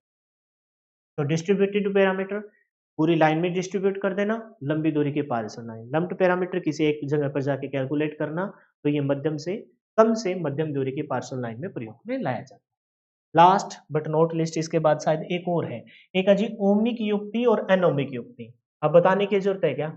ओमिक युक्ति वो युक्ति होगी जो ओम के नियम की पालना करती होगी। ओमिक युक्ति कौन सी होगी? जो ओम के नियम की पालना करती होगी। अच्छा, जो ओम के नियम की पालना करते हैं उनका ग्राफ कैसा बनता है? उनका ग्राफ रेखीय बनता है, रेखीय ग्राफ बनता है ना, रेखीय ग्राफ बनता है। अब पीछे की मैं सारी कहानी यहाँ रिपीट नहीं कर रहा। अब किस किस का ग्राफ रेखीय बना है बताओ जरा, एक्टिव और पैसिव में बस ध्यान रखना। अनोमिक युक्ति एग्जाम्पल बाद में देखेंगे इनके। एनोमिक युक्ति जो ओम के नियम की पालना नहीं करती, ओम के नियम की पालना नहीं करती, और ओम के नियम की पालना नहीं करते, तो इनका ग्राफ कैसा बनेगा? इनका ग्राफ कैसा बनेगा? अरेखीय ग्राफ बनेगा। करते हो तो रेखीय, नहीं करते हो तो अरेखीय, बस ये ध्यान रखेंगे। अब एग्जाम्पल देख लेते हैं, और एग्जाम्पल में तुमको रेखीय वाली नाम आ जाए तो प्रतिरोध, देखिए ओम, ओम प्रतिरोध, बस। तो प्रतिरोध ओमियन नियम की पालना करने वाले मैग्नीन इसका एग्जाम्पल है। यूरेका प्रतिरोधक, प्रेरक, संधारित्र आदि इसके एग्जाम्पल है। तो प्रतिरोध आए तो प्रतिरोध के साथ ये लिस्ट अपने आप ही आ जाती है, रजिस्टर, इंडक्टर, कैपेसिटर। यूरेका और मैग्नीन, यूरेका और मैग्नीन, यूरेका और मैग्नीन। यूरेका और मैग्नीन में आपको पता है, जब हम आपको इंजीनियरिंग मटेरियल करा रहे थे तो इंसुलेटिंग की कैटेगरी में मैंने यूरेका और मैग्नीन पे बहुत जोर दिया। इनका ताप गुणांक बहुत कम होता है, 0.502 प्रति डिग्री सेल्सियस, याद है ना, ये बताए थे मैंने मैग्नीन और यूरेका। तो मैग्नीन और यूरेका में जो ग्राफ बनेगा वो बहुत ही सिंपल सा, स्पार्ट सा, है ना, रेखीय बन जाएगा इसका, क्योंकि इनके ताप के साथ बहुत ही ऐसा कोई डिफ्लेक्शन आता है बहुत ही कम वाला, बहुत ही कम वाला, तो रेखीय ग्राफ बनता है। तो और रेखीय ग्राफ किसका बनता है सर? बनता है रजिस्टर का। एनोमिक जो युक्तियां ओम के नियम की पालना नहीं करते हैं, और इसमें किसका नाम आएगा? हमको पता है कि उसमें उनका नाम आएगा जो इलेक्ट्रॉनिक्स वाली डिवाइसेस है। इलेक्ट्रॉनिक्स वाली डिवाइसेस कौन सी होती है? अर्धचालक होती है। कुचालक, अर्धचालक, ट्रांजिस्टर, डायोड। अच्छा, कुचालक क्यों लिया है? क्योंकि कुचालक के अंदर हमें पता है कि कुचालक है या चालक है, चालक और कुचालक या अर्धचालक, इनके अंदर ना चालक वाले तो हमें पता है कि पीटीसी नेचर के होते हैं, पॉजिटिव टेम्परेचर कोफिशिएंट होते हैं, याद करो सारी चीज। कुचालक और अर्धचालक आपके एंटीसी नेचर के होते हैं, टेम्परेचर बढ़ने के साथ इनका प्रतिरोध घटता है। तो स्टार्टिंग में तो मान लेते हैं कि भाई ऐसे ऐसे ऐसे ऐसे ऐसे, फिर चालकता बढ़ गई। उल्टा चलेंगे, अगर धारा को इस साइड शो कर रहे हैं तो स्टार्टिंग में नहीं कर रहे फिर बढ़ने में धारा का मान अच्छे से प्रभावित। तो कहने का मतलब ये है कि इनका ग्राफ रेखीय नहीं बनेगा। रेखीय नहीं बनेगा तो वो ओम के नियम की पालना नहीं करेगा। तो ओमिक जिनमें रेखीय ग्राफ बनता हो और ओम का नाम आ गया तो इसका मतलब प्रतिरोध, प्रतिरोध आया तो प्रेरक संधारित्र साथ में आ जाएंगे, मैग्नीन और यूरेका। और ध्यान दो, एनोमिक जो ओम के नियम की पालना नहीं करते हो और ओम के नियम की पालना नहीं करते हुए अरेखीय ग्राफ को बनाएंगे, तो इसके अंदर कुचालक, अर्धचालक, ट्रांजिस्टर और डायोड। ठीक है, ये देख लीजिए भाई, ध्रुवित और अध्रुवित, ध्रुवित और अध्रुवित। आप कहोगे सर ये भी है, अरे भाई जस्ट पढ़ना है, और ये कोई अलग से तुमको मैंने कहा क्या कहा था, जोर देके जो समझाया था वो स्टार्टिंग में ही था, उस पे ही फोकस करना था, वही पेपर में पूछा जाता है। ये तो जस्ट पढ़ना है। अब ध्रुवित और अध्रुवित से तुमको क्या बताने की जरूरत है? क्या ध्रुवित क्या होंगे? जिनमें हम प्लस माइनस शो कर देंगे। अध्रुवित क्या होंगे? जिसमें हम प्लस माइनस शो नहीं करेंगे। प्लस माइनस शो किस में नहीं किया जाता? प्लस माइनस अध्रुवित किस में नहीं किया जाता? प्रतिरोध में धारा किसी साइड से भेज दो, कैपेसिटर में किसी के साइड से भेज दो, और इंडक्टर में भी किसी साइड से भेज दो। आपको पता है प्रतिरोध में धारा इस साइड से जाए, या फिर प्रतिरोध की बजाय आप कैपेसिटर में धारा इस साइड से जाए, या फिर इंडक्टर में धारा इस साइड से जाए, कोई फर्क नहीं पड़ता, क्योंकि ये आपके अध्रुवित होने के साथ यूनि अद्वितीय बाई डायरेक्शनल भी होते हैं। धारा इस साइड से जाए या इस साइड से जाए, धारा इस साइड से जाए या इस साइड से जाए, इस साइड से जाए या इस साइड से जाए, इनको कोई फर्क नहीं पड़ता, इनको कोई फर्क नहीं पड़ता। ठीक है, बस लास्ट आ गई बात। और लास्ट बात क्या है? लास्ट बात ये है भाई, 1 मिनट रुक जाइए, लाइट चली गई और बात टॉपिक भी खत्म कर रहे हैं। गेट खोल दो, ये साइड वाली एक लाइट ऑन कर दो। क्या है? अध्रुवित, इन युक्तियों पर ध्रुव, पहले इसको पढ़ लेते हैं। इन युक्तियों पर ध्रुवता अंकित होती है, शो कर देंगे। कैसे? इन युक्तियों पर धारा प्रवाह केवल एक ही दिशा में होती है, जैसे बैटरी। बैटरी का पता है हमें, पॉजिटिव टर्मिनल है, वहां से धारा निकलेगी और स्रोत के संयोजक बिंदु के दूसरे टर्मिनल पर आ जाएगी। तो धारा का प्रवाह हमेशा उच्च विभव से निम्न। सेल में भी यही होता है। डायोड का भी पता है, फॉरवर्ड बायस में अच्छे से काम करता है। लाइट डिपेंडेंट डायोड, लाइट ऊपर की तरफ आ जाती है ना। ये सिंबल बनाऊंगा ना तुमको, जब मैं तुमको दिखाऊंगा कि भाई ऐसे, है ना, लाइट डिपेंडेंट ऐसे पड़, ये एक साइड आ रही है, देखो एक साइड आ रही है। रजिस्टर होगा तो शायद एक साइड में जब शो करूंगा तो उसको थोड़ा सा और, है ना, थोड़ा सा डिफरेंस आ जाएगा। तो कहने का मतलब है एक दिवसीय हो जाएंगे, यानी कि ध्रुवित हो जाएंगे, पोलराइज्ड हो जाएंगे। तो इन युक्ति की ध्रुवता अंकित होती है। इन युक्ति में धारा का प्रवाह केवल एक ही दिशा में होता है, जैसे बैटरी, सेल, डायोड, एलईडी और एलडीआर। एलईडी और एलडीआर, बस ये एग्जांपल ध्यान रखिए, और याद भी है तुमको, कोई बड़ी छोटी बात नहीं है। अध्रुवित, इन युक्ति पर ध्रुवता अंकित नहीं होती। इन युक्ति में धारा का प्रवाह दोनों दिशाओं में बहुत आसानी से हो जाता है, जैसे प्रतिरोध, कैपेसिटर और प्रेरक। लास्ट इंपॉर्टेंट बात है, ध्रुवित जो होते हैं वो डीसी है और अध्रुवित है वो एसी है। क्योंकि डीसी क्यों है? क्योंकि आपको पता है कि डीसी में ऐसे प्लस माइनस सिर्फ दो ही साइन होंगे, और जो आपकी अध्रुवित होगी भाई, ऐसी तो आपकी इस फॉर्म में चलती रहती है, प्लस माइनस चलती रहती है। तो वही बात है, क्या लिख रखा है? ऐसे प्रकार करने वाली युक्तियां अध्रुवित होती है। ऐसी प्रकार करने वाली युक्ति क्या होती है? ऐसी प्रकार करने वाली युक्तियां अध्रुवित होती है, उनमें प्लस माइनस का कोई चक्कर नहीं होता। जबकि डीसी प्रकार करने वाली युक्तियां, डीसी प्रकार करने वाली युक्तियां आपकी कैसी होती है? ध्रुवित होती है। कैसे होती है जी? ध्रुवित। बस अब जाके ये टॉपिक आपका खत्म हुआ, और नेक्स्ट क्लास में हम ओम के नियम को अच्छे से सीखेंगे। हालांकि ओम के नियम के बारे में मोटा मोटा मैं पहले भी बता चुका। आइए उस लिस्ट पे आ जाते हैं। बताइए, एक्टिव इनएक्टिव बहुत अच्छे से बता चुका। एक्टिव जिसमें एम्पलीफिकेशन का गुण हो और लगातार ऊर्जा देते हो, विभव स्रोत, धारा स्रोत, वो वाली लिस्ट, और इलेक्ट्रॉनिक मिस कर रहे जो बस कुछ ना कुछ खराब करते हो, रजिस्टर, इंडक्टर, कैपेसिटर, बल्ब और ट्रांजिस्टर। डिपेंडेंट, डिपेंडेंट आश्रित, यानी कि स्वतंत्रता डिसीजन लेते हो, तो उसमें कौन से हैं? आपके सेल, बैटरी, विभव स्रोत, धारा स्रोत। इंडिपेंडेंट है, यानी कि स्वतंत्र। अच्छा, यहाँ नाम उल्टे लिख रखे, ये डिपेंडेंट, ये इंडिपेंडेंट। इसमें आपका क्या होगा? धारा स्रोत, विभव स्रोत। तो नाम ध्यान रखेंगे, धारा नियंत्रित धारा स्रोत, इसमें बीजीटी आएगा। फिर धारा नियंत्रित, विभव नियंत्रित धारा स्रोत, इसमें क्या आएगा, इसमें एफईटी आएगा। फिर है जी विभव नियंत्रित विभव वीवीवी, इसमें ऑपरेशनल एम्पलीफायर आएगा। और लास्ट वाला धारा नियंत्रित विभव स्रोत, उसका कोई एग्जाम्पल नहीं है। और डायग्राम से मैंने बताया कि ये जो डिपेंडेंट स्वतंत्र है उनकी आकृति वृत्ताकार, और जो किसी पर आश्रित है उनकी समचतुर्भुज या डायमंड आकार। रेखीय जो ओम के नियम की पालना करते हैं, अरेखीय जो ओम के नियम की पालना नहीं करते। जैसे ही ओम का नाम आए, प्रतिरोध, प्रतिरोध के साथ रजिस्टर, इंडक्टर, कैपेसिटर को साथ रखें। एक पक्षीय यानी कि जिसमें धारा का प्रवाह एक अच्छे से हो, इसमें आप ध्यान रखेंगे डायोड, डायोड का फॉरवर्ड बाइट और रिवर्स बाइट मैंने अच्छे से आपको बताया, बाकी डिटेल से आगे पढ़ेंगे। द्विपक्षीय रजिस्टर, इंडक्टर, कैपेसिटर किसी से धारा भेजिए। लम्प्ड और डिस्ट्रीब्यूटेड, डिस्ट्रीब्यूटेड मतलब बांट देना, तो पूरी लाइन में बांट देंगे और इसमें लंबी दूरी की या लाइनों पर वितरण में हम यूज करते हैं। लम्प्ड मतलब जहां पर किसी एक पॉइंट पे जाके आप कैलकुलेट करो तो मध्यम से छोटी दूरी पर हम ध्यान रखते हैं। फिर हमने ओमिक, अनोमिक और ध्रुवित, अध्रुवित। ध्रुवित में ध्यान रखेंगे कि भाई वह डीसी पर अध्रुवित, एसी वाली युक्त क्या है वो अध्रुवित। और ओमिक और अनोमिक, ओमिक है तो ओम के नियम की पालना करता है, रेखीय ग्राफ बनाएगा। अनोमिक है जो ओम के नियम की पालना नहीं करता, तो इसका मतलब रेखीय ग्राफ नहीं बनाएगा। ओमिक है तो प्रतिरोध, संधारित्र, कैपेसिटर और 2-3 नाम मैंने और बता दिए जैसे मैग्नीन और यूरेका हो गया। अनोमिक है तो उसमें आपने अर्धचालक और कुचालक प्रकार की युक्त डायोड भी उसमें। तो फिलहाल के लिए इतना ही। जय हिंद, जय भारत, मिलते हैं नेक्स्ट वीडियो में। Bye bye, take care, wish you all the best for your upcoming exam. Video कैसी थी कमेंट करके जरूर बताएं। और जो बच्चे यूट्यूब पे देख रहे हैं उनको मैं बता दूं, मात्र 499 रुपए में कंप्लीट बैच और बहुत ही बेहतरीन कंटेंट, आप इन क्लासों से आइडिया भी लगा पा रहे होंगे और साथ में मॉक टेस्ट ये करिए ताकि आपकी। Bye bye, take care, wish you all the best for your upcoming exam. मिलते हैं नेक्स्ट वीडियो में।